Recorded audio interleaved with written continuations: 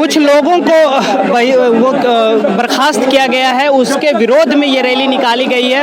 आज सामूहिक इस्तीफा भी देने वाले हैं। छत्री जी, किस लिए आज ये रैली आप निकाल रहे हैं? दूसरी बात यह है कि कई आपके साथियों को बर्खास्त किया गया, आप पूरा बताइए। सर, हम ये बताना चाहेंगे कि हमारे 21 सहायक परियोजना अधिकारी सर मैडम लोग को सेवा समाप्ति की गई है ना। हम मनरेगा आयुक्त के द्वारा हमारे जो शासन ने घोषणा पत्र में नियमितीकरण का वादा किया गया था, उसको उल्टा हमारे लोगों की सेवा समाप्ति की गई 62 दिवस के बाद। जबकि समिति के पास, समिति में स्वयं वो सचिव है, समिति की एक बैठक करने के लिए उनके पास समय नहीं है, लेकिन सेवा समाप्ति के लिए उनके पास समय है। 2 महीने हड़ताल हो गए कि हमारी सेवा समाप्ति की जा रही है। एक समिति का रिपोर्ट बना के दे रहे थे कि हमारी जॉब सिक्योरिटी की जाती है, तो आज तक हमारा हड़ताल खत्म हो चुका होता, लाखों मजदूरों को काम मिल चुका होता, करोड़ों का सरकार का फायदा हो जाता। आज सामूहिक इस्तीफा किस प्रकार से दे रहे हैं? सामूहिक इस्तीफा हम इस प्रकार से दे रहे हैं। हमारे 28 जिले के समस्त मनरेगा कर्मियों के द्वारा 15,000 कर्मियों के द्वारा सामूहिक इस्तीफा पत्र तैयार करके लाया गया है, जो आज हम सौंप रहे हैं शासन को। और अगर हमारी 21 साथियों की एपीओ सर लोग की नियुक्ति अगर खत्म होती, उनकी सेवा समाप्ति की जा रही है, तो हम सभी 15,000 कर्मचारी अपना त्याग पत्र देते हैं। मैं एक शख्स से और मिलाना चाहता हूं जिनका बर्खास्त किया गया है। मैम, आप किस प्रकार से कार्य कर रहे थे और अचानक आपको किस प्रकार से बर्खास्त किया गया? देखिए, हम मनरेगा योजना में लगभग 8 साल से काम कर रहे हैं और इसके अलावा हमारे जो 21 अधिकारियों को निकाला गया है, संविदा सेवा समाप्त की गई है। वो लोग लगभग 16 साल से, कोई लोग 16 साल से, कोई लोग 10 साल से, कोई लोग 15 साल से काम कर रहे हैं और एक तरफा हमारी मांग को सुने बिना एक तरफा कार्यवाही करते हुए हमारी संविदा सेवा समाप्त कर दी गई है।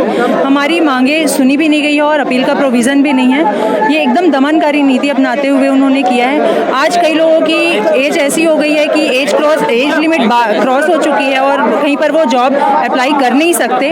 आज हम अपने फैमिली का भरण पोषण कैसे करें? हमारे सामने सवाल ये खड़ा हो गया। कुछ लोग अलग संस्थान से हैं, आप अनियमित कर्मचारियों का लगातार आप वो करते हैं, थोड़ा सा लगातार कर्मचारियों को सपोर्ट करते रहते हैं। किस प्रकार से आज आए हैं आप इनको सपोर्ट करने के लिए? छत्तीसगढ़ संयुक्त कर्मचारी महासंघ हमेशा अनियमित कर्मचारी को सपोर्ट किया है। छत्तीसगढ़ मनरेगा महासंघ भी हमारे एक हिस्सा है। हम इनका सपोर्ट करने के लिए आए हैं कि इस परिस्थिति में हमको इनके साथ खड़े रहना है। छत्तीसगढ़ संयुक्त हम अनियमित कर्मचारी हमेशा ऐसे जो आंदोलन है उसका सपोर्ट करता है और भविष्य में छत्तीसगढ़ संयुक्त अनियमित कर्मचारी एक बड़ा आंदोलन छेड़ेगा, जिसमें अपने नियमितीकरण को लेकर के एक मजबूत आंदोलन तैयार करके खड़ा होगा। तो ये लगातार आप देख सकते हैं कि कितनी बड़ी संख्या में आज लगभग 4 से 5 हजार संख्या में इन लोग मौजूद हुए हैं।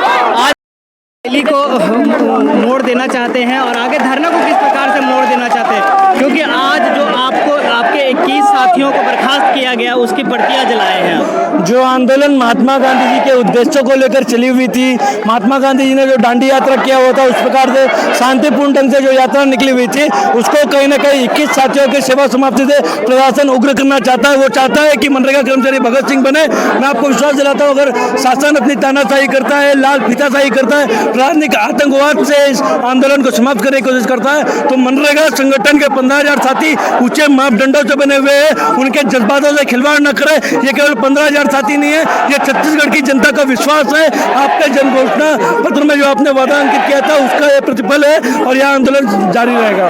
एक तरफ सरकार कमेटी गठित करती है और आपके मांगों को आश्वासन देती है, दूसरी ओर 21 कर्मचारियों को बर्खास्त कर देती है। इस पे क्या कहना है? बिल्कुल, ये शासन की दोहरी नीति है।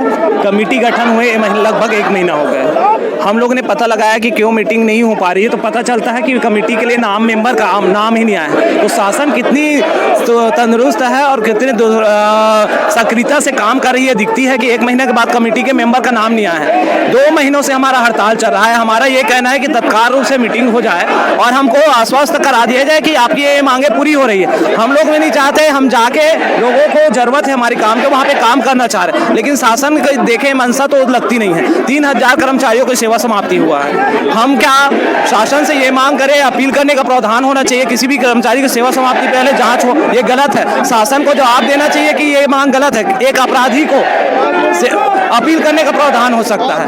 एक मजदूर को कितनी संख्या में आप लोग रैली का आयोजन? लगभग 10,000 की संख्या में आज हम इकट्ठा हुए हैं। मनरेगा कर्मचारी 15,000 कर्मचारी हैं और कल सारे कलेक्टर को सभी अधिकारी कर्मचारी सामूहिक इस्तीफा सौंपने जा रहे हैं। आज हम लोगों ने जो 21 कर्मचारियों की सेवा समाप्ति के आदेश निकाले उसकी प्रति फाड़ कर जलाई है, शासन के मुंह पे तमाचा मारे हैं। उन्होंने कहा था कि अगली साल सरकार आएगी, आपको नियमित करेंगे, यही सप्रे मैदान है, यहीं पे 10 दिन में टीएस बाबा ने कहा था। दूसरा चीजें हैं, विधानसभा में माननीय मुख्यमंत्री जी ने कहा था कि किसी भी कर्मचारी की छुट्टी नहीं होगी, हम नियमितीकरण करेंगे। तो ये बयान दिखाता है कि कथनी और करनी में शासन की अंतर है। आपको क्या लगता है जो कमेटी की गठन हुई थी वो सिर्फ आपके धरना समाप्त करने का था? जी बिल्कुल, ये एक धरना समाप्त करने का एक तरीका था कि हम इनको प्रलोभन दें, लुभावने वादे करें। जैसे लुभावने वादे करके सत्ता में आए और 3.5 साल के बाद भी उस पर अमल नहीं हुआ,